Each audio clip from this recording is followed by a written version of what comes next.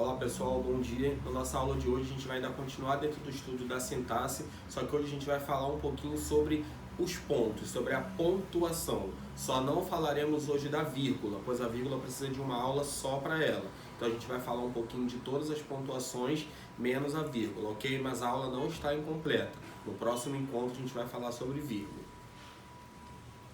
Então, para que a gente utiliza dentro de um texto a pontuação? Antes de a gente ver, individualmente cada um. É para organizar a escrita, primeiramente, e dentro dessa organização da escrita, a gente tem também as entonações da fala. Então, a gente utiliza a pontuação tanto para organizar a parte escrita do texto, como para também marcar as entonações e evitar as ambiguidades, ok? Que a gente tenha duas interpretações sobre a mesma informação. Então, a pontuação ela serve dentro da língua portuguesa para essas duas funções. Aqui, primeiro, a gente vai falar um pouquinho do ponto final. O ponto final ele é utilizado sempre no encerramento de um período ou quando eu quiser abreviar alguma coisa.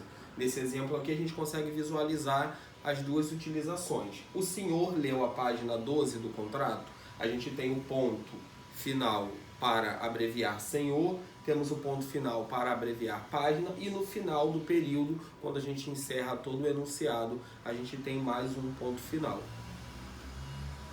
O ponto de interrogação, bem conhecido, a gente sabe que ele é utilizado no final, ou de uma palavra, ou de uma frase, ou de uma oração, para fazer perguntas diretas.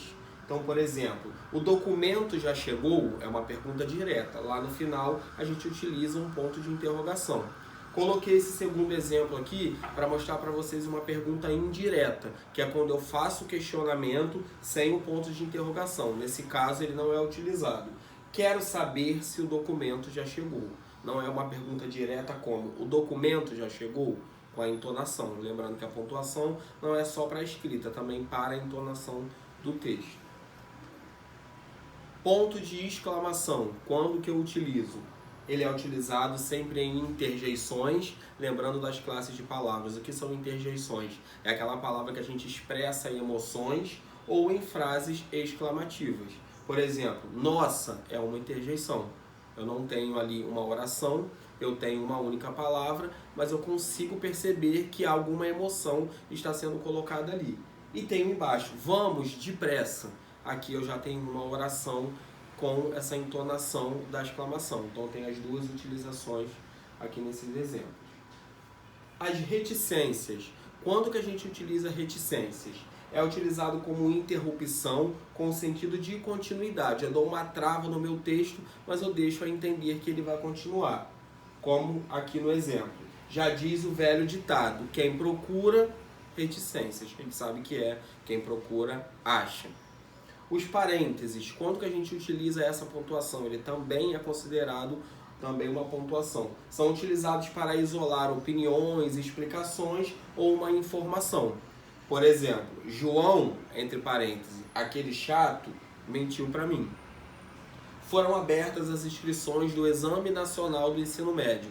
A abreviação disso, Enem. A gente pode colocar também em parênteses.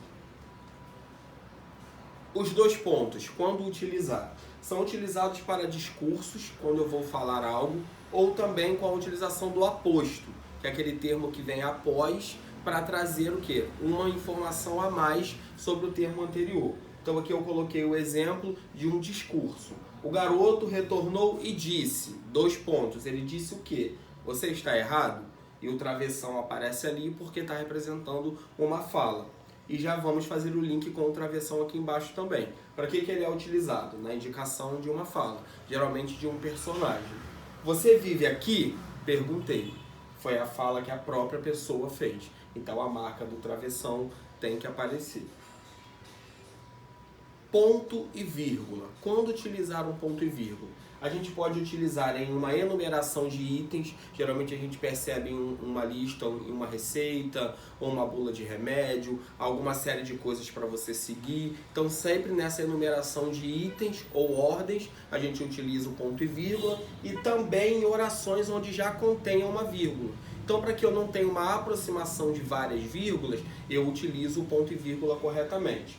Fui ao mercado, não quis, porém comprar nada. Se essa oração aqui não tivesse esse não quis, eu poderia simplesmente dizer fui ao mercado, posso utilizar essa vírgula aqui porque eu tenho orações coordenadas, aqui nesse caso uma coordenada adversativa, ela aceita uma vírgula antes da conjunção. Mas eu quero colocar uma outra informação. Eu botei mais uma oração aqui, não quis, antes dessa conjunção. Então, para eu não colocar outra vírgula, eu ficar com 3 vírgulas, eu posso utilizar esse ponto e vírgula para fazer essa marca, ok?